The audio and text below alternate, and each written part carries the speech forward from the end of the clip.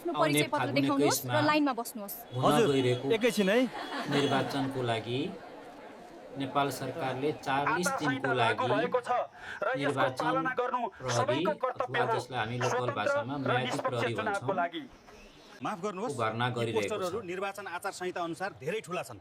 तपाईले यिनको आजको यो मेरो भिडियोमा उक्त हामी अहिले नै लोकल यिनलाई प्रहरी वा इलेक्सन प्रहरी वा म्यादी प्रहरीले कति सुविधाहरू के कति तलब भत्ता अथवा अन्य सुविधा पाउँछ भन्ने कुराको जानकारी दिँदैछु। यो भिडियो मन परेमा मेरो च्यानललाई सब्स्क्राइब गर्न Knowledge Hub. अनुरोध गर्दछु। अब लागौँ भिडियोको कन्टेन्टतर्फ। सबभन्दा पहिले त म्यादी प्रहरी वा इलेक्सन पुलिस हैन 40 दिनको लागि सरकारले नियुक्ति गर्दैछ। तालिममा हैन गइसकेको छ प्रक्रिया। 40 दिनको बराबरको तलब उनीहरूले पाउँछ।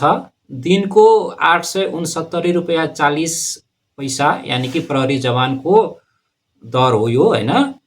यतिको दरले 40 दिनको हुन आउने रकम 34,776 तलबको रूपमा बुझ्छन् उनीहरू। त्यसपछि उनीहरू छानिएर तालिम पश्चात जुन ठाउँमा खटिन्छ हैन त्यो ठाउँको स्थानीय नेपाल प्रहरीले पाउने राशन भत्ता पाउँछ। अवधिभरको लागि, चुनाव अवधिभरको लागि अथवा हैन सेवा अवधिभरको लागि।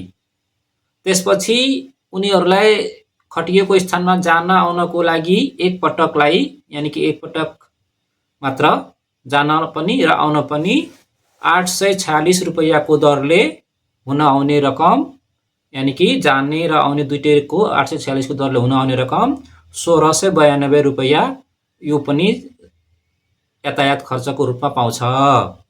त्यसपछि निर्वाचनको हैन अब दिन त्योभन्दा अगाडि त्योभन्दा पछाडि गरी जम्मा 4 दिनको लागि प्रतिदिन 300 रुपैयाँको दरले खाजा खर्च गरी जम्मा 4 दिनको 1200 रुपैयाँ खाजा खर्च पाउँछ।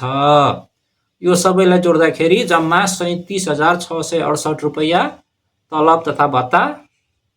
तर लुगा भत्ता र अर्को जुन हुन्छ नि खाद्यान्न भत्ता त्यो यसमा जोडिएको छैन। त्यो बाहेक 37,668 रुपैयाँ लुगा भत्ता र खाद्यान्न भत्ता बाहेक म्यादी प्रहरीले नेपाल सरकारबाट आउने निर्वाचनको लागि जो भर्ना हुँदैछ उनीहरूले पाउँछ। यो जानकारी एउटा सानो जानकारी मैले यो भिडियो मार्फत यहाँहरूलाई दिएँ। मेरो च्यानललाई सब्स्क्राइब गर्न अनुरोध गर्दछु। यो भिडियो हेर्नुभएकोमा यहाँलाई